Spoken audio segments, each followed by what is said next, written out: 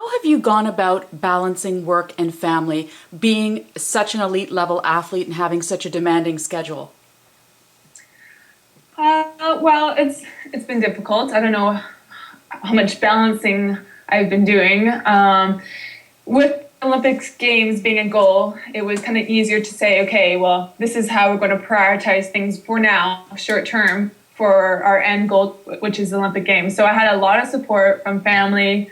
My husband, he actually stepped back from water polo. He was an Olympic water polo player, and he stepped back from that to help support my career in track after Annika, our daughter, was born. So there was a lot of compromises made, but it was all kind of like for the short-term goal of the Olympics. And then after these games, we were going to reassess and see how we could survive after the Olympic Games. So, have you then gone about reassessing after the London Games? Well, our family moved from Calgary, where we were there both for our sports initially, but we were there for 10 years. And so we moved to the US, to Connecticut. Nathaniel found a good job in the water polo as a head coach there. So, it was a bit difficult for him for the last few years because he was kind of just floating around without a goal in mind career-wise, because we needed something flexible still so he could travel with us, because Annika traveled a lot with me for training camps and all of that. When I was going to training camps and competitions, they would come, or a family member would come. So this for him was a great opportunity to get his foot into the water polo world of coaching. And so we moved to Connecticut, and I'm still training and still have the same goals. I'm going to be focused for Rio, the next Olympics, but that's 4 years from now. So right now there's nothing too pressing.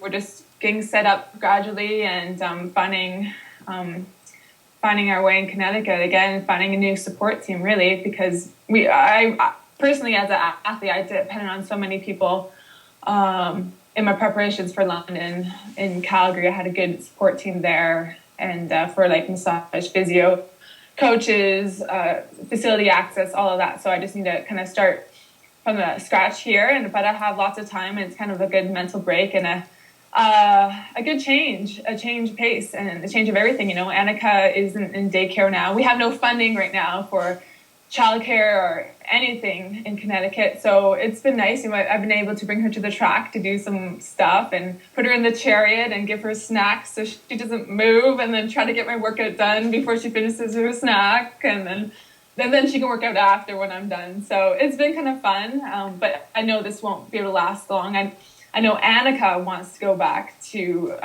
preschool or daycare, because she had a lot of fun with that. She really enjoyed being around other children.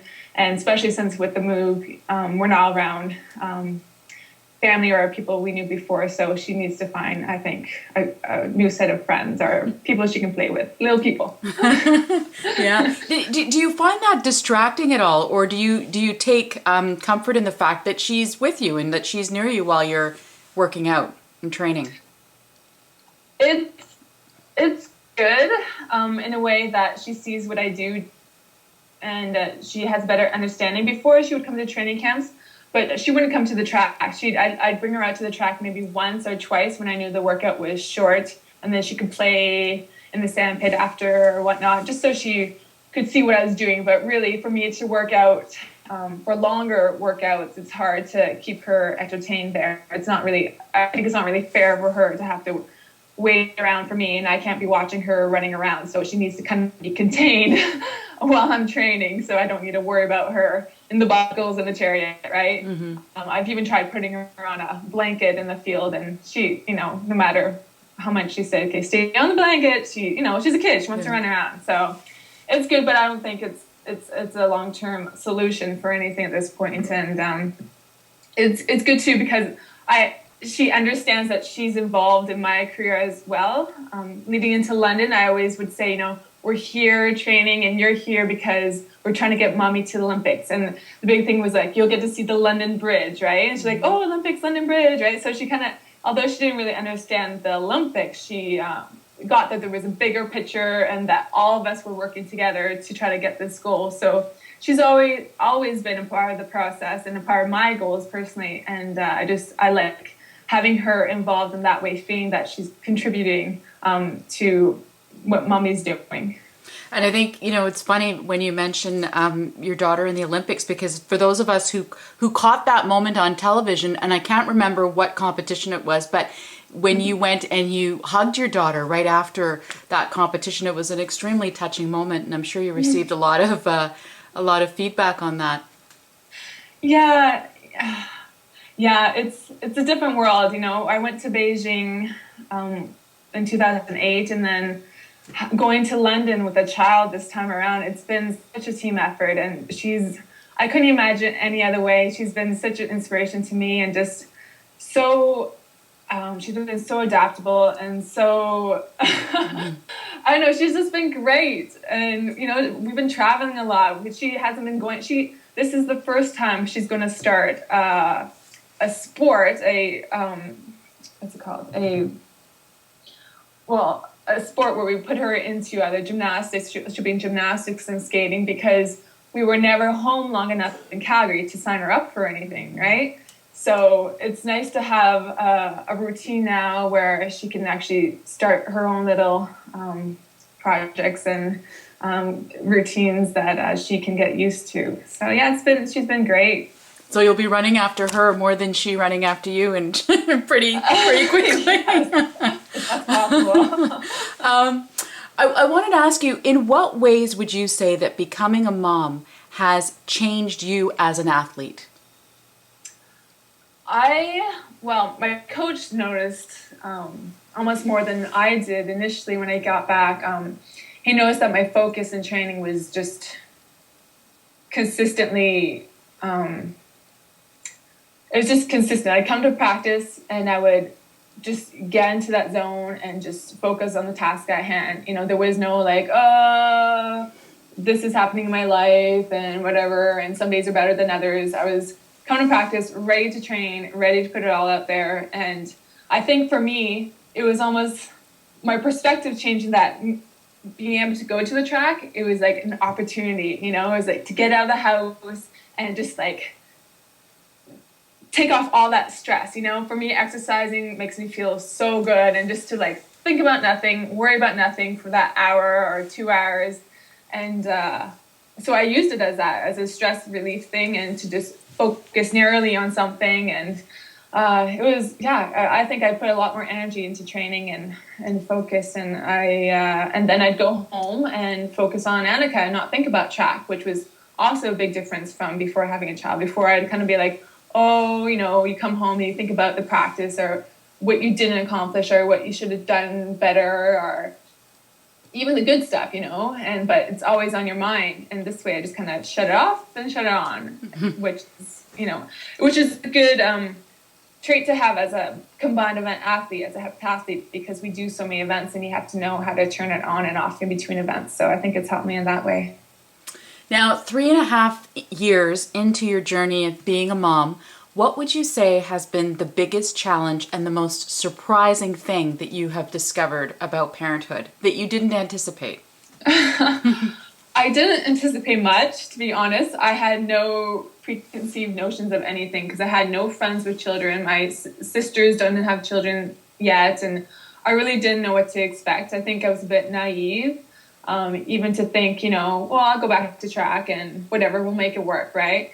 So I guess what surprised me the most was how adaptable Annika was in everything. And for me, the hardest thing, but the thing I stressed the most with Annika from the moment she was born was her routine and her schedule, because I saw how much happier she was and how much more predictable she was, keeping her on a good eating routine, sleeping routine.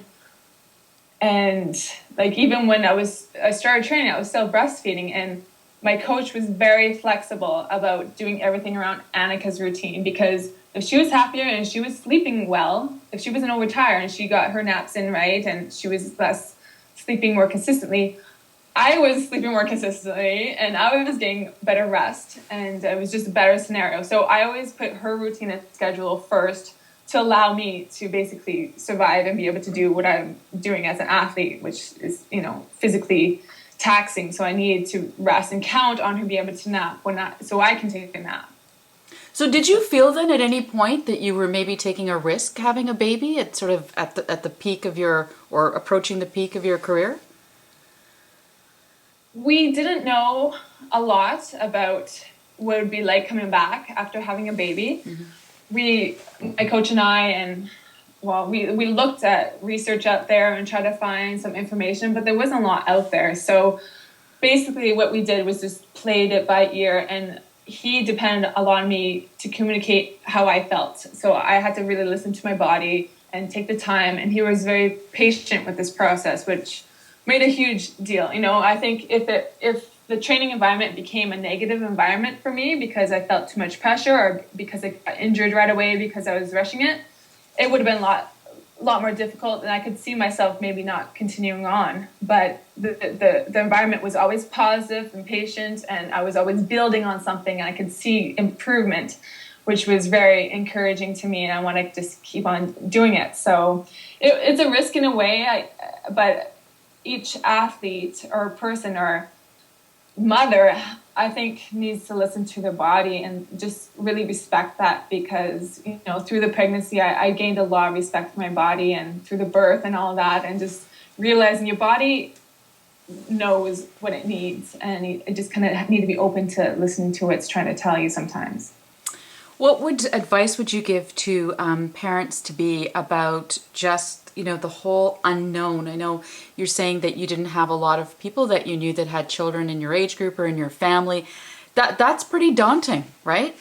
So what would you say to somebody else in a similar situation about how to sort of approach becoming a parent? Well, advice I got was basically, once you have a child, you kind of know what to do. And I read a lot of books, and so did my husband Nathaniel. We read a lot of books.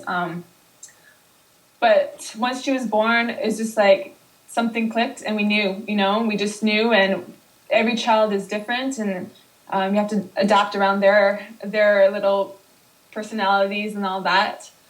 So there is definitely, I don't believe there's any formula in raising a child. And I think one child can be very different than the other. You know, my sister has a child now, and what we did with Annika didn't work with her, and because she's a totally different human being. So I think you just have to give and take with each child, and just know that in your heart you want the best for them, and not to get caught up in trying to follow a system if it's especially not working for the child. That's wonderful advice. Thank you so much, Jessica. We really appreciate your time. Thank you. Thanks for having me.